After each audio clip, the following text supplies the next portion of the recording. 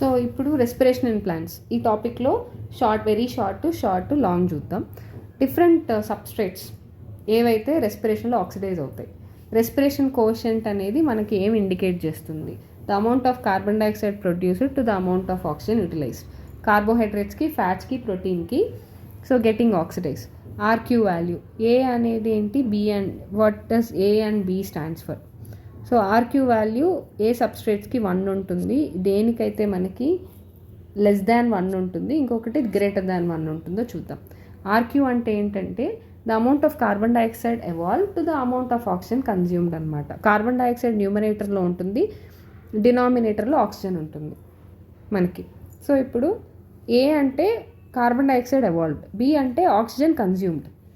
RQ value 1 అనేది కార్బోహైడ్రేట్స్లో ఉంటుంది, less than 1 అనేది proteins, fats, more than 1 infinity అనేది ఆర్గానిక్ యాసిడ్స్కి ఉంటుందన్నమాట. సో ఇప్పుడు F0 F1 పార్టికల్లో ఇంటిగ్రేటర్ రోల్ ఏంటి? ఇవి యాక్చువల్గా మనకి ఈటీఎస్లో చాలా ఇంపార్టెంట్ కాంప్లెక్స్ అనమాట. సో F0 F1 అనేది ప్రోటాన్స్ అనేది దీని గుండా crosses through the inner membrane. F1 అనేది దాన్ని హెడ్ పీస్ అంటాము. ఇది పెరిఫరల్ మెంబ్రెయిన్ ప్రోటీన్ కాంప్లెక్స్. ఇది మెయిన్గా F1లోనే మనకి ఏటీపీ సింథసిస్ జరుగుతుంది. F0 అనేది మనకి లోపల మెంబ్రెయిన్ లోపలే ఉంటుంది, ఎంబెడ్ అయి ఉంటుంది. F1 బయటకు ఉంటుంది. F1లోనే మనకి మెయిన్ సింథసిస్ ఆఫ్ ఏటీపీ జరుగుతుంది. ఎనరోబిక్ రెస్పిరేషను మ్యాన్లోను, ఈస్ట్లోనే ఎప్పుడు జరుగుతాయి. సో ఎనరోబిక్ రెస్పిరేషన్ మ్యాన్కి వచ్చేసరికి ఎప్పుడైతే ఆక్సిజన్ ఇన్అడిక్వేట్గా ఉంటుందో అప్పుడు పైరువిక్ యాసిడ్ కాస్త లాక్టిక్ యాసిడ్గా రెడ్యూస్ అవుతుంది. అంటే హైడ్రోజన్ యాడ్ అయ్యి రెడ్యూస్ అవుతుంది అనమాట. దాన్నే మనం మజిల్ ఫెటిక్ అంటాం. ఈస్ట్లో అయితే దీన్ని ఇన్కంప్లీట్ ఆక్సిడేషన్ అంట. గ్లూకోజ్ అనేది అండర్ ఎనరోబిక్ కండిషన్స్లో ఆల్కహాల్ని ఫామ్ చేస్తుంది. సో అది ఈస్ట్లో జరుగుతుంది. ఎనరోబిక్ కండిషన్స్కి వచ్చేసరికి మనకి పైరువిక్ యాసిడ్ కాస్త ఆల్కహాల్గా మారిపోద్ది. దాన్ని మనం ఫెర్మెంటేషన్ అంటాం. మనలో అయితే, హ్యూమన్స్లో అయితే లాక్టిక్ యాసిడ్గా మారుతుంది, ఈస్ట్లో అయితే ఆల్కహాల్గా మారిపోద్ది. కామన్ పాత్వే ఏంటి ఏరోబిక్కి ఎనరోబిక్కి అంటే ఖచ్చితంగా గ్లైకోలైసిస్ ఎక్కడ జరుగుతుందంటే సైటోప్లాస్మా ఆఫ్ ద సెల్లో. Cellular organic substrates.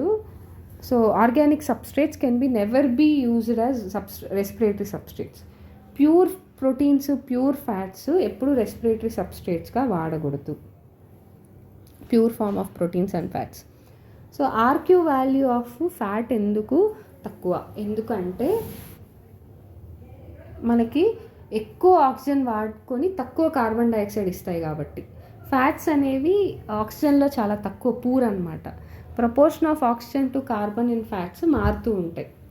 Less compared to కార్బోహైడ్రేట్స్తో compare చేసుకుంటే oxygen to carbon dioxide proportion తక్కువ, కార్బన్ ప్రపోర్షన్ తక్కువ. సో ఎక్కువ ఆక్సిజన్ కావాలన్నమాట ఆక్సిడేషన్ ప్రాసెస్కి. సో కాబట్టి ఫ్యాట్స్కి ఆర్క్యూ వాల్యూ తక్కువ, 0.7 ఉంటుంది. కార్బోహైడ్రేట్స్కి 1 ఉంటుంది. యాంఫీబోలిక్ పాత్వే. క్రెబ్స్ సైకిల్ని యాంఫీబోలిక్ పాత్వే అంటాం. ఎందుకంటే దీంట్లో ఆక్సిడేషన్ ఆఫ్ ఫ్యాట్, క్యాటబాలిజం ఇంకా యానబాలిజం ఇన్వాల్వ్ అయి ఉంటుంది కాబట్టి. క్యాటబాలిజంలో మనకి ఫ్యాట్స్, కార్బోహైడ్రేట్స్ ఆక్సిడైజ్ అవుతాయి. యానబాలికజం ఏంటంటే ఆల్ఫా కీటోగ్లూటారిక్ యాసిడ్ని ఫామ్ చేస్తుంది. అది అమినో యాసిడ్ సింథసిస్కి సబ్స్ట్రేట్గా వాడతాం మనం, ఆల్ఫా కీటోగ్లూటారిక్ యాసిడ్ని. సో కాబట్టి దీన్ని యాంఫీబోలిక్ పాత్వే అని పిలుస్తున్నాం. సో మొబైల్ ఎలక్ట్రాన్ క్యారియర్స్ ఈటీఎస్లో, ఎలక్ట్రాన్ ట్రాన్స్పోర్ట్ చైన్లో మొబైల్ ఎలక్ట్రాన్ క్యారియర్స్ ఏంటంటే ఇన్నర్ మైటోకాండ్రియల్ మెంబ్రెయిన్లో కాంప్లెక్స్ 1కి 3కి మధ్యలో అయితే యుబిక్వినాన్, 2కి 3కి మధ్యలో, 1కి 3కి 2కి 3కి మధ్యలో యుబిక్వినాన్. సైటోక్రోమ్ సి అనేది మనకి కాంప్లెక్స్ 3కి 4కి మధ్యలో ఉంటుంది. 1కి 3కి 2కి 3కి యుబిక్వినాన్. సైటోక్రోమ్ సి వచ్చి మనకి 3కి 4కి మధ్యలో. Final electron acceptor in aerobic respiration వచ్చి మనకి cytochrome c oxidase. So final oxygen అనేది oxygen is the final electron acceptor అనమాట. Ultimate final acceptor of electron aerobic రెస్పిరేషన్లో. కాంప్లెక్స్ సి ఆక్సిడేజ్ అనేది ఎలక్ట్రాన్స్ని తీసుకొని and gets reduced to water. So వాటర్ని form చేస్తుంది.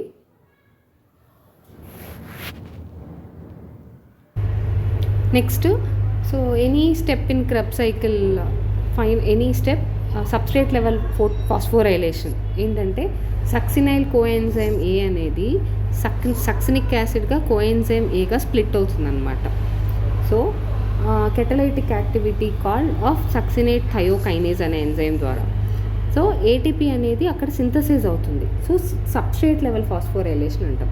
ఎక్కడైతే ఏటీపీ సింథసిస్ అవుతుందో దాన్నే మనం ఆ పర్టికులర్ రియాక్షన్ని సబ్స్ట్రేట్ లెవెల్ ఫాస్ఫోరైలేషన్ అంటాము.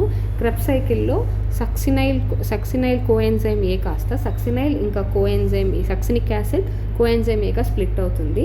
సో దీనికి ఉపయోగపడే ఎంజైమ్ సక్సినిక్ థియోకైనేజ్. ఇక్కడ ఒక ఏటీపీ ప్రొడ్యూస్ అవుతుంది. So succinyl CoA plus ADP plus Pi in the presence of succinic thiokinase succinic acid CoA plus ATP. So ఎందుకు రెస్పిరేటరీ పాత్వేని మనం యాంఫిబోలిక్ పాత్వే అని పిలుస్తాం? ఎందుకంటే క్యాటబాలిజం యానబాలిజం రెండూ జరుగుతాయి కాబట్టి యాంఫిబోలిక్ పాత్వే అని పిలుస్తాం. రెస్పిరేటరీ పాత్వే అనేది మెయిన్గా మనకి catabolic process. So by energy. So respiratory pathway అనేది మెయిన్గా మనకి ఎనర్జీని ప్రొడ్యూస్ చేసేది. ఈ పాత్వే చాలా ఇంటర్మీడియట్స్ని ప్రొడ్యూస్ చేస్తుంది, చాలా రా మెటీరియల్స్ని ప్రొడ్యూస్ చేస్తుంది, ప్రైమరీ మెటబాలైట్స్ని సెకండరీ మెటబాలైట్స్ని. సో అస్టైల్ కోఏ అనేది not only Krebs cycle. So fatty acids, steroids, టెరపీన్స్, aromatic compounds, carotenoids వీటన్నిటినీ ప్రొడ్యూస్ చేయడానికి వాడే సబ్స్ట్రేట్ అనమాట. ఫ్యాటీ యాసిడ్స్ అనేది మెయిన్గా అస్టైల్ కోఏగా బ్రేక్ అయ్యి రెస్పిరేటరీ పాత్వేకి ఎంటర్ అవుతుంది. So where it is used as a substrate. So ఒక organism need to synthesize the fatty acids, acetyl CoA would be withdrawn from the respiratory pathway. So మనకి fatty acids synthesise చేయాలి అంటే అస్టైల్ కోఏ నుంచే తీస్తామన్నమాట. So respiratory pathway అనేది మన పిక్చర్లో both break down అలాగే synthesis of fatty acids. Breaking down process within the living ఆర్గానిజమ్స్ని catabolism అంటాం, సింథసిస్ని యానబాలిజం అంటాం అన్నమాట. సో రెస్పిరేటరీ పాత్వేలో బోత్ క్యాటబాలిజం యానబాలిజం రెండు ఇన్వాల్వ్ అవుతుంది కాబట్టి దీన్ని యాంఫిబోలిక్ పాత్వే అని క్లియర్గా పిలుస్తాం. సో ఎక్కడ మనకి రెండు ఏటీపీస్ ఈల్డ్ అవుతాయి గ్లైకోలైసిస్లో. గ్లైకోలైసిస్లో 1,3-డైఫాస్ఫోగ్లిసరిక్ యాసిడ్ ఒక ఫాస్ఫేట్ని లూజ్ అవుతుంది in the presence of phosphoglycerokinase. So to form three phosphoglyceric acid. One three diphosphoglyceric acid కాస్త 3-ఫాస్ఫోగ్లిసరిక్ యాసిడ్గా కన్వర్ట్ అవుతుంది. సో ఈ ఏడిపి ఈ ఫాస్ఫేట్ని యాక్సెప్ట్ చేసి ఏటీపీగా కన్వర్ట్ అవుతుంది. ఇక్కడ ఒక ఏటీపీ ఫామ్ అవుతుంది. 1,3-డైఫాస్ఫోగ్లిసరిక్ యాసిడ్ కాస్త 3-ఫాస్ఫోగ్లిసరిక్ యాసిడ్గా ఫామ్ అవుతుంది. అలానే ఇప్పుడు ఫాస్ఫోయినాల్ పైరువిక్ యాసిడ్ కాస్త ఫాస్ఫోయినాల్ పైరువిక్ యాసిడ్ డీఫాస్ఫోరైలేషన్ అంటే ఫాస్ఫేట్ని లూజ్ అయ్యి మనకి in the presence of pyruvic కైనేస్ ద్వారా పైరువిక్ యాసిడ్ని ఫామ్ చేస్తుంది. So accepts phosphate group two get converted to ATP. ఈ రెండిటి దగ్గర మనకి ఏటీపీ అనేది ఫామ్ అవుతుంది. ఒకటి 1,3-డైఫాస్ఫోగ్లిసరిక్ యాసిడ్ కాస్త 3-ఫాస్ఫోగ్లిసరిక్ యాసిడ్గా మారినప్పుడు, అలానే ఫాస్ఫోయినాల్ పైరువేట్ కాస్త పైరువిక్ యాసిడ్గా మారినప్పుడు ఇక్కడ రెండు ఏటీపీస్ ప్రొడ్యూస్ అవుతున్నాయి. So net gain of ATP complete aerobic రెస్పిరేషన్లో మనకి 36 ఏటీపీ ఎలా ప్రొడ్యూస్ అవుతుందో చెప్పాలి.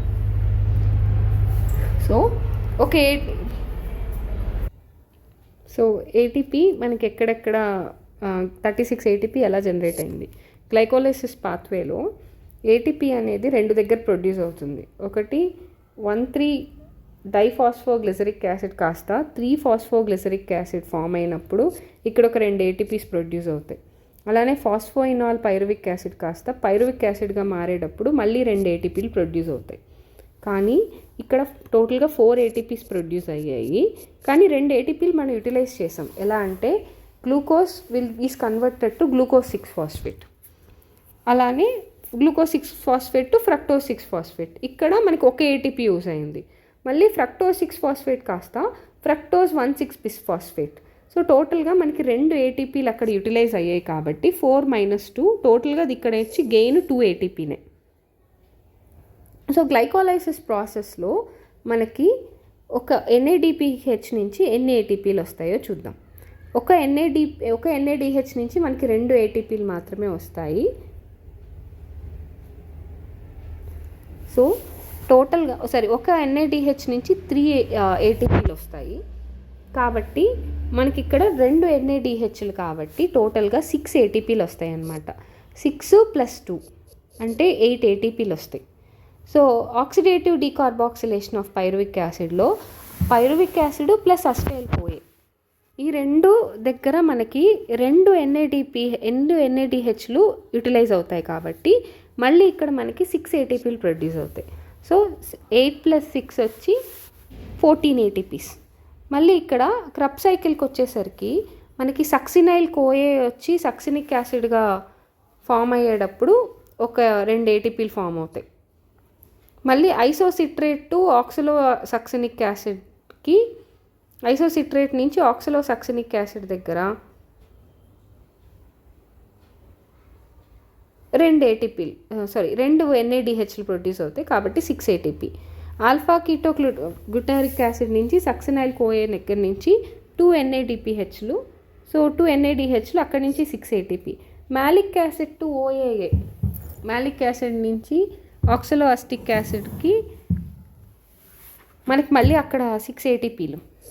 So succinic acid to fumaric acid 4 ATP ఎందుకంటే 2 FADH2లు కాబట్టి.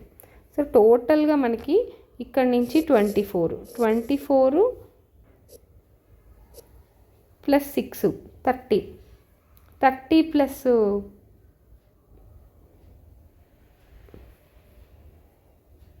6 36 ATP.